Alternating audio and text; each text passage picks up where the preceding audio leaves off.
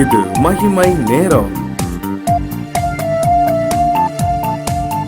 உலக இரட்சகரும் மீட்பருமாகிய இயேசு கிறிஸ்துவின் நாமத்தில் மகிமை டிவி நேயர்களுக்கு அன்பான காலை வணக்கத்தையும் வாழ்த்துக்களையும் நான் தெரிவித்துக் கொள்கின்றேன்.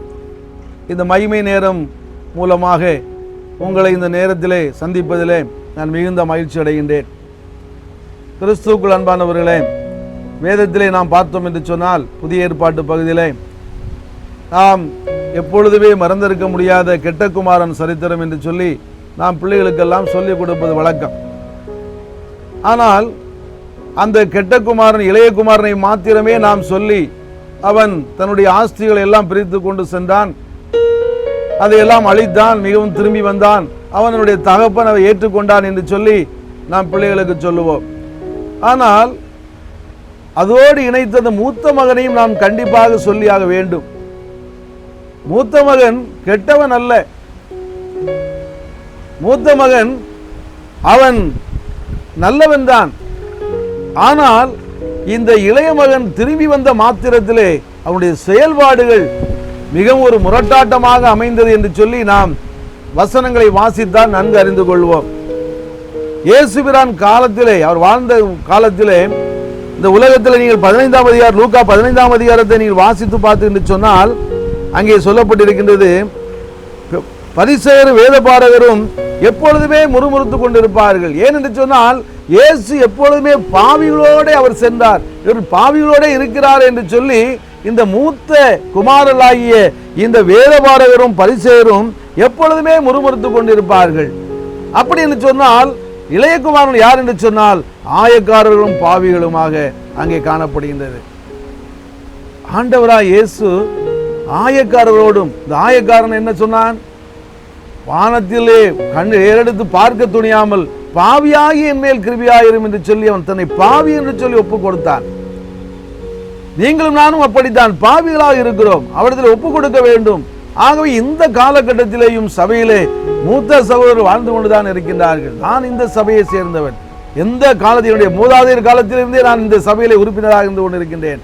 நான் ஆண்டவருக்கு இதெல்லாம் செய்திருக்கின்றேன், ஆலயத்தை கட்டினேன், இதெல்லாம் கொடுத்தேன் என்று சொல்லி அவர்கள் தன்னை மூத்த சகோதரர்களாக அவர்கள் தன்னை எண்ணிக்கொண்டு இப்பொழுது வந்தவர்களை ஒருவேளை பாவிகளாக இருந்தாலும் சரி, ஒருவேளை புறமதத்தில் இருந்து ஆண்டவராய் இயேசு கிறிஸ்துவின் அன்பை அறிந்து கொண்டு அவரிடத்தில் வந்தவர்களை பார்த்து நாங்கள் யார், நாங்கள் மூத்த சகோதரன் சொல்லி சொல்லக்கூடிய காலகட்டமும் இந்த காலத்திலே வாழ்ந்து கொண்டிருக்கின்றது. இதை நாம் மறந்தும் போக முடியாது, மறுக்கவும் முடியாது. உண்மைதான். ஆலயத்திலே எப்படி காணப்படுகின்றார்கள்? இந்த மூத்த சகோதரனுடைய குணாதிசயங்களை நாம் சற்று சிந்திப்போம் என்று சொன்னால் அவனிடத்தில் நல்ல குணங்கள் இருக்கத்தான் செய்தது. அவன் இந்த இளையகுமாரன் தன்னுடைய தகப்பனிடத்திலிருந்து ஆஸ்திகளை எல்லாம் பெற்று சென்று விட்ட மாத்திரத்திலே அவன் நல்ல உழைப்பாளியாக இருந்தான். அவனுக்கு கொடுக்கப்பட்ட அந்த இடத்திலே அவன் விற்று இளைய மகனுக்கு கொடுத்தது போக மீதி அவனுக்கு கொடுக்கப்பட்ட இடத்திலே நல்ல உழைப்பாளியாக நல்ல உழைத்து தன்னுடைய ஆஸ்தியை சம்பாதிப்பவனாக காணப்பட்டான். 29ஆம் வசனத்தை பார்த்தோம் என்று சொன்னால் தந்தைக்கு நன்றாக பணி செய்தவன் தான். மேலும் அதே வசனத்தை நீங்க பார்த்தோம் என்று சொன்னால் தந்தையின் கட்டளையை ஒரு காலம் அவன் மீறவில்லை. 30ஆம் வசனத்தை பார்த்தோம் என்று சொன்னால் சொத்தை பராமரித்தான், நல்லொழுக்க வழியில் அவன் வாழ்ந்தான் என்று சொல்லி அங்கே குறிக்கப்பட்டிருக்கின்றது. எனக்கு அன்பான தேவனுடைய ஜனமே, மூத்த சகோதரன் மூத்த குமாரன் அவன் கெட்டவன் அல்ல. அவன் தந்தையினுடைய அரவணைப்பிலே அவரை மரியாதையோடு அவரோடு காணப்பட்டு அவரோடு வாழ்ந்தவன் தான், எல்லாவற்றையும் செய்தவன் தான். ஆனால் நடந்தது என்ன? இளையகுமாரன் தன்னுடைய ஆஸ்திகளை எல்லாம் விற்று அவன் அழித்து விட்டு அவன் வருகிறான்.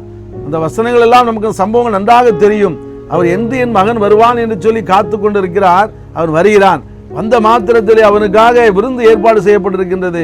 அங்கே ஒரே ஆடல் பாடல் நிகழ்ச்சிகள் எல்லாம் நடந்து கொண்டிருக்கின்றது. மூத்த மகன் வருகிறான். என்ன நடக்கிறது என்று சொல்லி கேட்கிறான். நமக்கு நன்றாக தெரியும். அவனுக்கு கோபம் வருகிறது.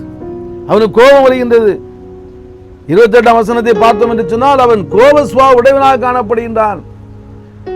29ஆம் வசனம் 30ஆம் வசனத்தை தன்னை பற்றிய தற்புகழ்ச்சி, நான் இவனை போல் அல்ல, அவன் ஆஸ்தியை பெற்று தூர இடத்துல சென்று எல்லாவற்றையும் அழித்து விட்டு வந்திருக்கின்றான். நான் அப்படி அல்ல, இவரோடு இருந்து அவருக்கு பணிவிடை செய்தேன், அவருடைய எல்லா காரியங்களும் எந்த ஒரு ஆஸ்தியை நான் விற்று போடவில்லை, அவருக்கு மரியாதையோடு அவரிடத்தில் நான் காணப்பட்டேன் என்று சொல்லி தன்னை அவன் தற்புகழ்ச்சியாக அவர் காணப்படுகின்றான்.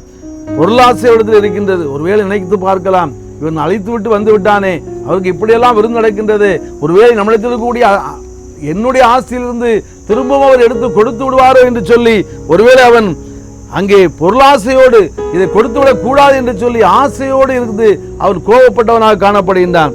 மேலும் பார்த்தோம் என்று சொன்னால் அவனுடைய சகோதர பாசம் இல்லை, சகோதர பாசம் காணப்படவில்லை.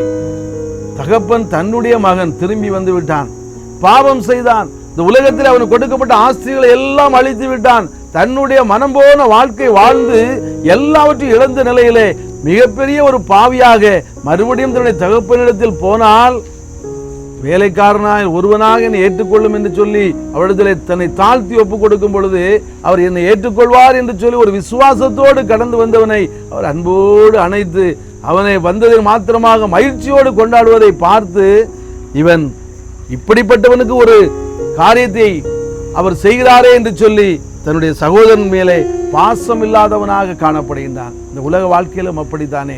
இந்த உலகத்திலே ஆலயமாக இருந்தாலும் சரி, அது கிறிஸ்துவ வீடாக இருந்தாலும் சரி, இப்படிப்பட்ட ஒரு நிகழ்வு நடந்தால் எல்லோரும் அப்படித்தான் காணப்படுகின்றோம். அவன் தன்னுடைய ஆஸ்தியை அழித்தவன் தான், பாவிதான். ஆனால் நான் பாவி என்று சொல்லி ஒப்புக்கொண்டு அவன் உள்ளே வரும் பொழுது தகப்பன் இந்த உலகத்திலே வாழக்கூடிய தாய் தந்தைகள் ஏற்றுக்கொள்வது எப்படி நிச்சயமாக இருக்கிறதோ அதையும் தாண்டி தாயின் மேலான அன்பு கொண்டவர் நம்முடைய நாதராய் இயேசு கிறிஸ்து. மூத்த சகோதரர்களாகிய இந்த வேத பாரகர் பரிசேயர்கள் எல்லாம் பரிசேயர் எப்படியெல்லாம் விண்ணப்பம் செய்தான் என்று சொல்லி நாம் வேதத்திலே பார்க்கின்றோம். ஆனால் ஆயக்காரன் மிகவும் ஒரு பணிவாக தன்னுடைய இளையகுமாரன் எப்படி அவனுடைய தந்தையிடத்திலே வேண்டிக் கொண்டானோ அதை போல தன்னை தாழ்த்தி அவரிடத்திலே ஒப்புக் கொடுத்தான், தன்னை பாவி என்று சொல்லி ஒப்புக் கொடுத்தான். நம்முடைய வாழ்க்கையிலே நீங்களும் நானும் எப்படி வாழ்ந்து கொண்டிருக்கின்றோம்? மூத்த சகோதரனை போல இருக்கின்றோமா அல்லது இளைய சகோதரனை போல இருக்கின்றோமா? கிறிஸ்தவர்கள் எப்பொழுதுமே இளைய சகோதரர்களைப் போல நாம் வாழ வேண்டும். பாவத்தை ஒப்புக் கொடுக்கின்றவர்களாக, ஒருவேளை என்னுடைய பாவத்தின் உலக ஆஸ்திகள் மேல் நம்பிக்கை வைத்து ஆண்டவரிடத்தை விட்டு தூரத்தில் போனாலும் அவரிடத்தில் கிட்டி சேர்ந்தால் அவர் நம்மை மீட்பார், அவனை ஆசீர்வதிப்பார் என்று சொல்லி அவரிடத்தில் முழுவதுமாக நாம் ஒப்புக் கொடுக்கும் பொழுது அவர் நம்மை நேசிக்கக்கூடிய நல்ல தெய்வமாக இருக்கிறார், நம்மை ஆசீர்வதிக்க அவர் வல்லவராக இருக்கிறார். நாம் திரும்பி வந்த நிமித்தமாக, பாவத்திலிருந்து திரும்பி வந்த நிமித்தமாக மிகுந்த ஒரு மகிழ்ச்சியை கொண்டாடுவதற்காக பரலோக ராஜ்யமே மகிழும்படியாக எல்லா காரியங்களையும் அவர் செய்ய வல்லவராயிருக்கிறார். மூத்த சகோதரனை போல நாம் முறுமுறுத்து சகோதரர்களை பழித்து விடாமல் எல்லோரையும் ஒன்று போல எண்ணி அவருடைய பிள்ளைகளாக ஏற்றுக்கொண்டு வாழும் பொழுது நம்முடைய வாழ்க்கை என்பது ஒரு நல்ல ஒரு சமாதானத்தினுடைய வாழ்க்கையாக, ஒரு மேன்மையான வாழ்க்கையாக, அவருடைய பிள்ளையாக மாறக்கூடிய வாழ்க்கையாக அது அமையும். அப்படிப்பட்ட வாழ்க்கையை நம்ம ஒருவருக்கும் தேவன் தாமே தந்தருள்வாராக. ஒரு நிமிடம் கண்களை மூடி ஜெபிப்போமா? அன்பின் தகப்பனே, மூத்த குமாரன் இளையகுமாரன் திரும்பி வந்த மாத்திரத்திலே தகப்பன் செய்த செய்கைகளை பார்த்து முறுமுறுத்தான் ஐயா. நாங்கள் அப்படி இராமல் ஏசப்பா பாவிகள் என்று ஒப்புக்கொண்டு நீங்கள் எங்களை நேசிக்கிறபடியால் உம்மிடத்திலே நாங்கள் அதிகமாய் கிட்டி சேர எங்களை பலப்படுத்தும். எல்லாரையும் சகோதரர்களாக பாவித்து அன்போடு நடந்து கொள்ள அந்த பலத்தை தாரும், அந்த பக்குவத்தை தாரும், அந்த குணத்தை தாரும். எல்லாவற்றையும் நீரே பொறுப்படுத்திக் கொள்ளும். இரட்சகர் மீட்பெருமாகி இயேசு என்ப நாமத்தில் ஜெபங்களும் நல்ல பிதாவே. ஆமேன், ஆமேன்.